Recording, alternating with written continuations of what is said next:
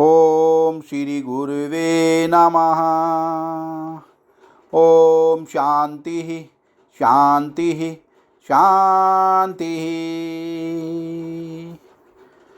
भगवान योग वासिष्ठ महारामायण से निर्वाण प्रकरण उत्तरार्ध और सर्ग नंबर 186 से 189 लेते हैं भगवान, जिसमें शीर्षक है सब कुछ ब्रह्म ही है, जगत वस्तुतः असत है।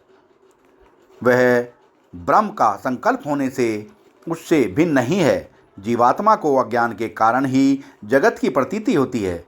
इसका प्रतिपादन वाल्मीकि जी कहते हैं, भरद्वाज, कुंदन दत्त के इस प्रकार कहने पर प्रशंसनीय महात्मा भगवान वशिष्ठ मुनि ने यह परम अर्थोचित वचन कहा।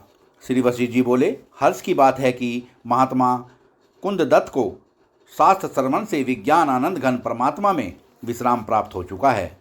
संपूर्ण विश्व ब्रह्म ही है। इस तत्व का ये हाथ पर रखे हुए आंवले की तरह देख रहे हैं। निश्चय ही ब्रह्म मात्र जिसका स्वरूप है, ऐसा यह विश्व इन्हें अजन्मा ब्रह्म ज्ञात होने लगा है। भ्रांति इनके लिए ब्रह्म रूप ही हो गई है। वही ब्रह्म जो शांत एक और निर्विकार है, जो जैसे जिसके द्वारा जहाँ जिस प्रकार का जितना जब और जिस हेतु से है, वह वैसे उसके द्वारा वहाँ उस प्रकार का उतना उस काल में और उसी हेतु से कल्याण में शांत जन्म आदि रहित मौन अमौन अजर सर्वव्यापी सुशून्य अशून्य आदि अंत से रहित एवं अक्षय ब्रह्म ही है।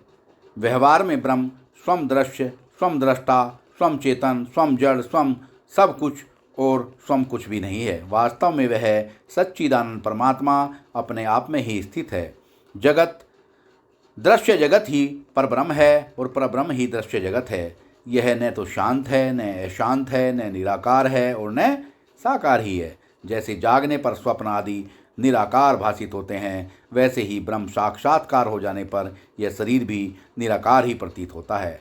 चैतन्य मात्र ही इसका स्वरूप है। यह स्वप्न की भांति अनुभव में आने पर भी असत ही है। ये भ्रमवश दिखाई देने वाले सृष्टि, स्थित और प्रलय आदि भाव वास्तव में नहीं हैं। जैसे चित्रलिखित चित्रवधू चित्र के अतिरिक्त नहीं है, वैसे ही यह दृश्यमान जगत परमात्मा से भिन्न नहीं है। जैसे चित्रकार द्वारा बनाई जाने वाली चित्रगत सेना बुद्धिस्थ चित्र से भिन्न नहीं है, वैसे ही सृष्टा की चित्तता दशा में मूर्त सृष्टि नाना रूपों में प्रतीत होती हुई भी उससे भिन्न न होने के कारण नानत्व से रहित है। रघुनंदन, जैसे समुद्र में जल राशि का स्फुरण होने पर ही उसमें भंवर उठते हैं, उसी प्रकार विशुद्ध चिदाकाश का अपने सत्य संकल्प के अनुसार जो स्फुरण है, उसी को जगत कहते हैं।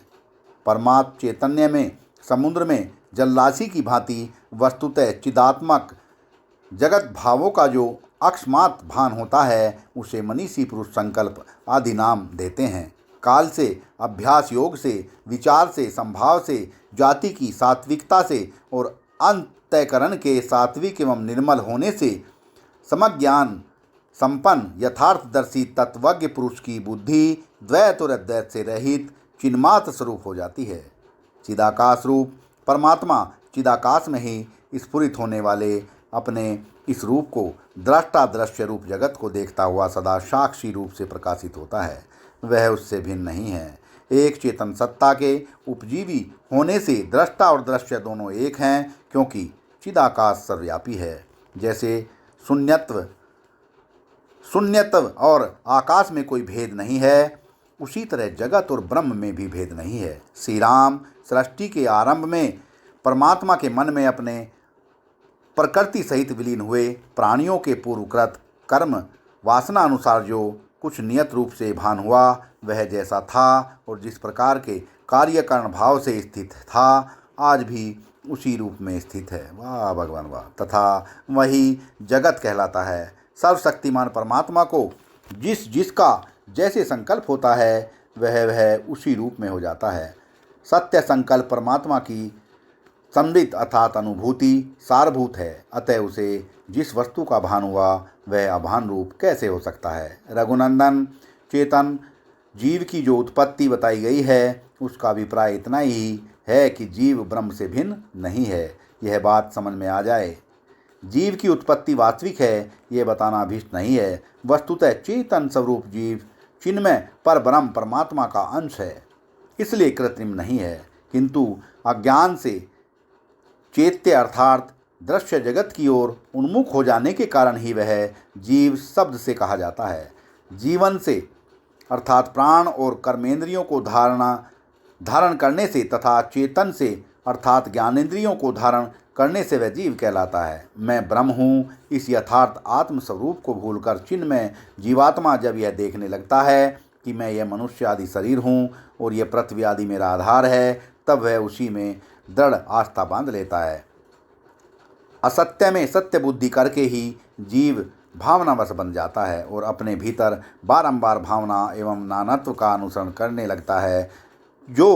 जिसमें अत्यंत आसक्त होगा वह उसे क्यों न देखेगा। जगत की जो भ्रांति हो रही है वह असत्य ही है, तो भी भावना के कारण इस प्रकार पूर्णता को प्राप्त हो गई है। सबके कारणभूत सनातन ब्रह्म से भिन्न दूसरा कोई जगत का कारण नहीं है।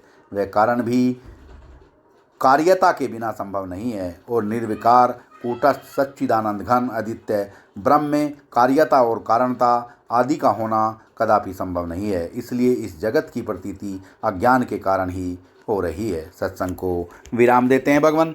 प्रणाम भगवान।